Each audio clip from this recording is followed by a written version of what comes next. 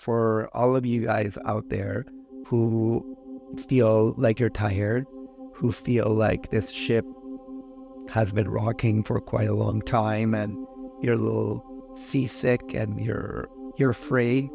It's important to feel our fear.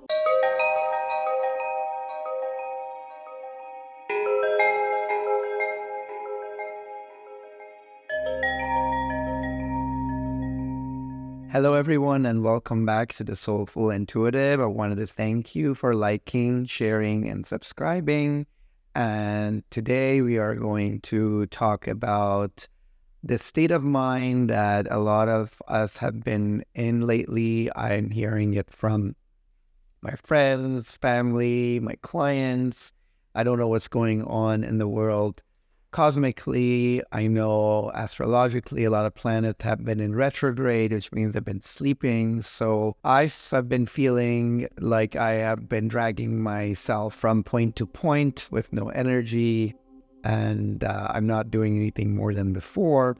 So when people started telling me the same thing, especially people who are more intuitive and tuned in, tapped in, and turned up in the world with the universal energy, they have been reporting to me that they haven't been sleeping well, and that they wake up in the middle of the night and they can't go back to sleep, and they feel heavy. Then I just was thinking about that, and also the fact that everyone's struggling in one way or another, and it seems like there's no light at the end of the tunnel.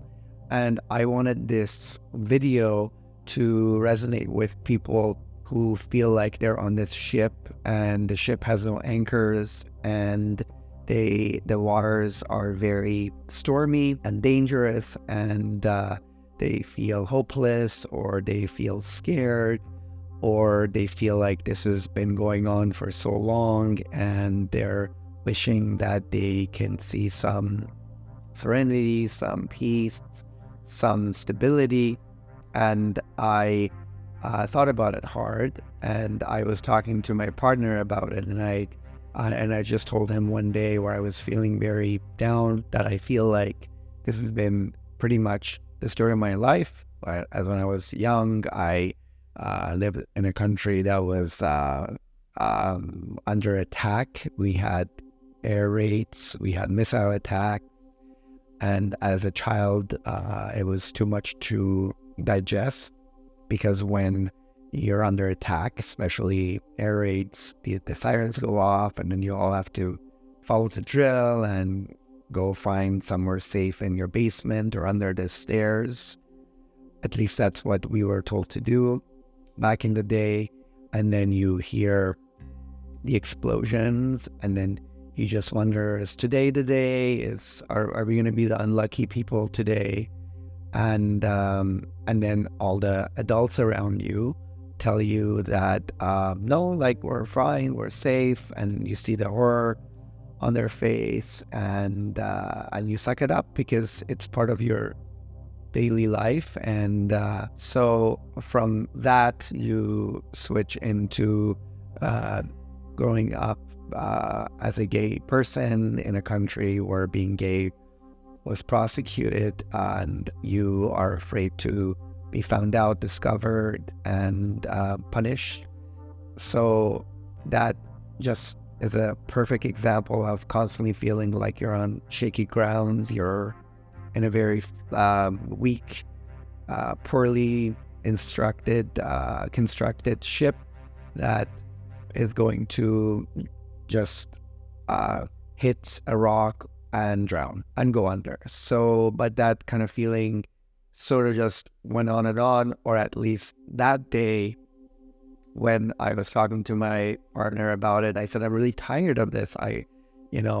Just as a business owner, things are hard and have always kind of been hard, at least since I took over my business 14 years ago. We had 2 recessions, and we had COVID, then we have another recession, and then people move in and out of town, and the price of real estate keeps going up, which gentrifies neighborhoods, and the clients that you make are moving out of town, and then you have to like build new clients, and it's just like a constant battle. And when you own a business, then you have all these other obligations towards your landlord and towards the building, and there are things that break down, and you need to fix your AC, and because the homelessness is skyrocketing now. We have people who live on the streets, and some of them have mental health issues, and they break your windows, and so on and so forth. I was kind of just listing all these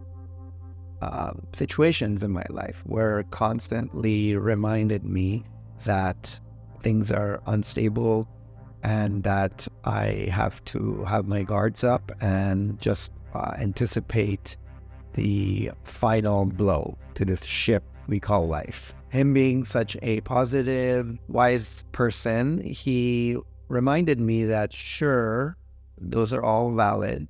It's one way to tell a story, which everyone out there has their own way of telling their story. And you can look at everything that's happened that brought you fear or brought you doubt or brought you trauma and anxiety. And so if that's your story and that's what you want to tell, then you're going to bring forth a future that was dictated by your past. Or, as he wisely reminded me, and I'm here to remind everyone else, because I think more or less we're all in the same ship of life, that the same missiles that could have landed on our roof didn't end up landing on our roof. And yes, I grew up in a country where being gay was prosecuted, and it still is. I was not discovered,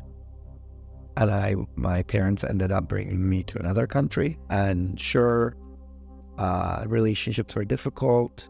Sure, moving, immigrating, going to school, they all had their own obstacles and difficulties. And yes, having a business has been very difficult. Nonetheless, we're all still here. So the ship hasn't gone down, and we can either look at what could have happened or what we anticipated to have happened, or we can focus on, I think, the lesson, which is we need to let go and surrender and realize that we need to live our lives, and we need to do our best, and we need to be aware of where things can go wrong. We need to be calculating, but not in a robotic way. We need to be smart about the choices we make. But at the end of the day, we also have to be in the moment and realize that at this moment of time, we are fine, and we are provided for, we are protected. And sure, life is very uncertain. We can, next minute, you can just stop breathing, or something could completely stop the cycle. But if we want to focus on the uncertainty of life, then sure, it's one way of going and living your life, but then we miss out on the beauty of life and the beauty of this majestic way that the universe is governed, that we will never understand. We can try. I certainly try on a daily to understand a little bit of it. I don't think that with our brains we can get there. Maybe with our hearts we can, or we can have an idea. But he reminded me that we are fine, and we will be fine, even at moments where things are crumbling down and we are desperate and things seem very dark and very shaky. If we hold on to that glimmer of hope, that just like how we've been able to come this far, the same force that brought us forward from those times up until now is going to take us from here forward. That's one of the things I tell one of my family members, who's always worried about her liveliness, like her ability to provide for herself, because some people need to know that I have this much money in the account, or I have something under my name. It kind of gives you that sense of safety, the sense of stability that, okay, like if something happens tomorrow, I can pay for it. If something happens tomorrow, I have a shelter where I can live in, or I have food to eat. And those are, by the way, legitimate needs. We all have those needs. But I remind that person all the time that just like how you've been provided for perfectly in so many decades of your life, you will be provided for. Like, you can take that faith and you can look at the past and analyze it and see, against all odds, your needs were met. You didn't go to bed hungry. You didn't have to sleep on the streets. Just like that, take that faith and internalize it and realize that you will be provided for, and you will be safe, and you will be sheltered, even at times where you don't know how it's going to be possible, because that's not our place. How? It's not our responsibility. What is? What we need to know what we want, and that we stick to it. And every day we reinforce it, that like, this is how we want to be. And also be careful with what you wish for. I was talking to a friend of mine, and we were just having heart to heart, and they were telling me that they always pictured living a certain lifestyle at this age. Let's say they're 30. They always pictured that they would have this lifestyle at the age of 30. They never imagined it to be like this.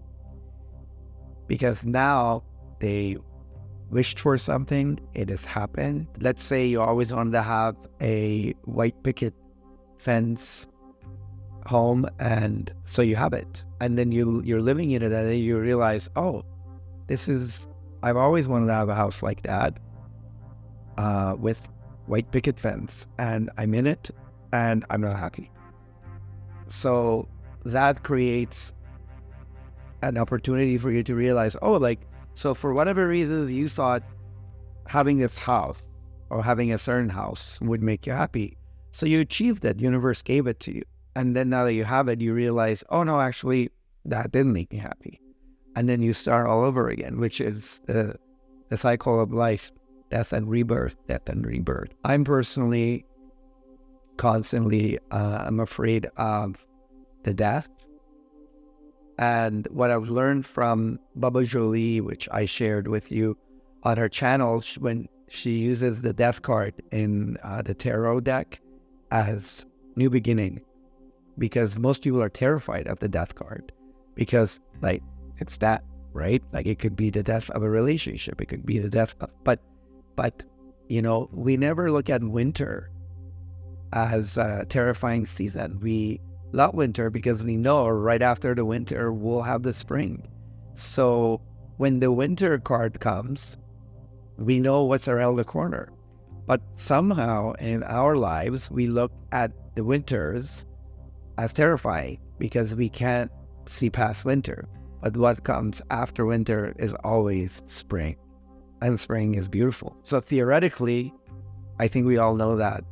But because we have trauma probably from our past examples and past experiences, that we forget that, sure, sometimes endings are a little difficult, you know? Even moving from a place to a place is difficult. And that is a form of death. Your life, your time at that place or in that city or in that country is over, and then you're moving somewhere else. And you have to do a lot. It takes a lot to move, but then you're starting brand new life in a new place, in a new neighborhood, in a new country. So yeah, you got to put in the hard work, but then the rewards come after that new beginning.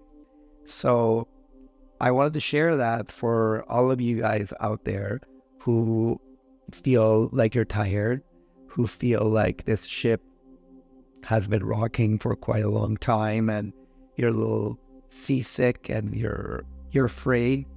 it's important to feel our fear.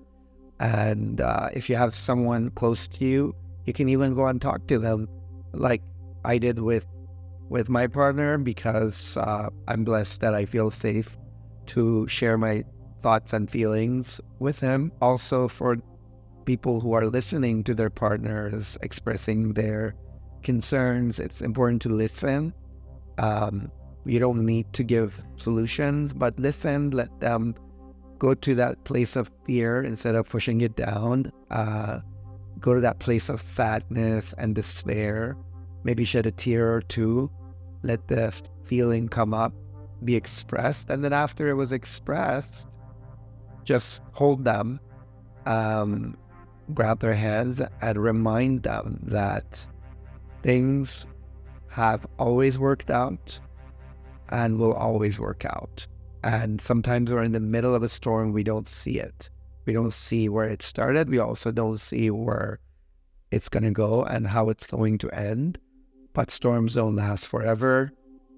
And just like rains don't last forever, rains will always be followed by the sun coming out. Then we'll just focus on that, a sunny day. Let's not get stuck on the stories that we tell ourselves that are going to reinforce our fears and are going to reinforce our trauma. Let's listen to those stories and know that we all have those stories, but we can honor them, but know that these stories aren't always true. For example, one of my stories is, if I text my friend or if I call my friend and he or she don't get back to me right away, I would think, oh my God, are they ignoring me, or do they not like me anymore? Are they mad at me? And that goes back to when I was very young, and I know that I've done the work, and yet I'm aware of it when it happens. I just remind myself that, just like a million other times that I tried to get a hold of my friends and they got back to me later because they were either at work or their phone was out of the battery or they were putting their kids to bed, different reasons, that they weren't able to get back to me right away. But that doesn't mean that there's something wrong, because that's where my mind goes to. That something is wrong, because that's one of my deep-rooted trauma, that something's wrong. And then I can tell that story and suffer until I find out that something wasn't wrong and it was just a bad timing. I also can't lie to myself that those feelings don't come up. So sometimes when they come up, I listen to it and then I try to redirect it. And sometimes I talk about it and sometimes I don't talk about it. But I think that over time that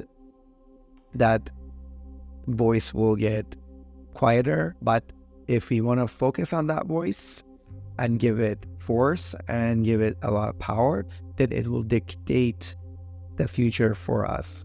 That is self-fulfilling prophecy, where something is wrong, something will be wrong. And somebody's mad at me, somebody will be mad at me. So we have to be very careful not to give it power, because thoughts turn to things. And these thoughts of everything's always wrong, everything's always hard, nothing will get better, will be exactly that if that's what you're constantly focused on. And if you have a friend that you're very comfortable with, a family member, if you have a support group that you can just be yourself and maybe articulate how you're feeling, and then they in return they can listen to you, and then they can calm you down, and they could change your channel from the negative story and the story that is one of the ways that you look at the words, to how reality is, which is things will never stay the same, things are always changing, and things aren't always bad, and that you have been protected, you have been safe, and you are safe, and you will be safe. Thank you very much for watching this episode, and I will talk to you on our next session. Thank you.